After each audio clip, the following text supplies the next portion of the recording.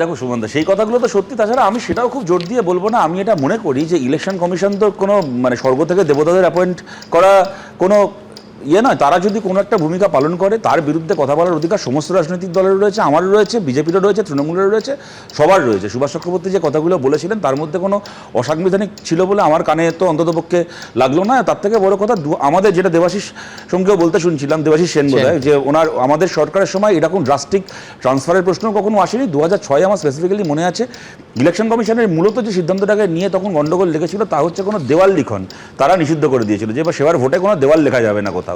হ্যাঁ, এবং সেটাকে নিয়ে বিভিন্ন রাজনৈতিক দলই প্রশ্ন করেছিল। একমাত্র মমতা বন্দ্যোপাধ্যায় তখন খুব হাততালি দিয়েছিলেন। এখন ওনার দলকেই দেওয়াল লিখন খুব খারাপ কাজ, সিপিএম কেন দেওয়াল লিখন করতো, এখন ওনার দলকেই দেখি লোকের বাড়ি দখল করে নিয়ে দেওয়াল লেখেন। যাই হোক, কিন্তু তা বাদ দিয়ে কখনোই অফিসার ট্রান্সফার ইত্যাদিকে নিয়ে খুব একটা প্রশ্ন কখনো ছিল না, আর এই ব্যাপারগুলোও ছিল না। আমি আজকে কতগুলো কথা এখানে বলছি যেটাকে নিয়ে আমরা আলোচনা করছি। আমাদের মনে আছে তাহিরপুরে ইলেকশনে তৃণমূল মিউনিসিপ্যালিটির ভোটে হারলো। বাংলার 108টা মিউনিসিপ্যালিটিতে একসঙ্গে ভোট হলো, একটাই তৃণমূল হারলো, তাহিরপুর। দুপুরবেলা ভোটের রেজাল্ট বেরোলো, বিকেলবেলা তাহিরপুর থানার আইসি ট্রান্সফার হয়ে গেল। আমি বলছি, উদাহরণটা আমি এই কারণে দিলাম, কোনো তৃণমূলের কোনো ব্লক সভাপতি, বুথ সভাপতি ট্রান্সফার হলো না, কিন্তু তৃণমূলকে জেতাতে না পারার ফলে বিকেলবেলা থানার আইসি ট্রান্সফারটা চলে আসলো।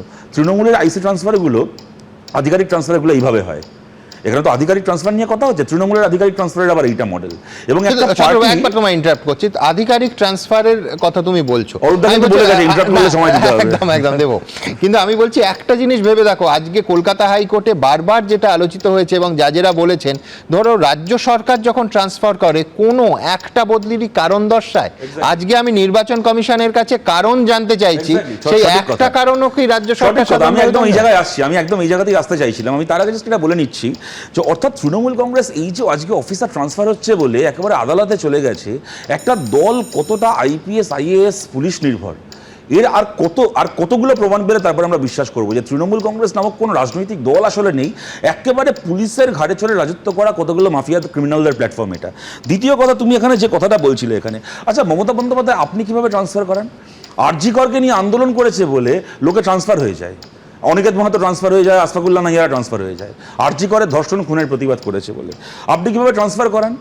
ডিএচএ সরকারি কর্মচারীরা মিছিল করেছিলেন, দুপুরবেলা মিছিল করলেন, সন্ধ্যের পরে নবান্ন থেকে ট্রান্সফার অর্ডার চলে আসলো। দক্ষিণবঙ্গের যারা কোঅর্ডিনেশন কমিটির নেতা তাদের ট্রান্সফার হয়ে গেল উত্তরবঙ্গের জেলায়, উত্তরবঙ্গের যারা কোঅর্ডিনেশন কমিটির নেতা রাত্রিবেলা ট্রান্সফার অর্ডার চলে আসলো দক্ষিণবঙ্গের জেলায়। আপনার ট্রান্সফারের মডেল।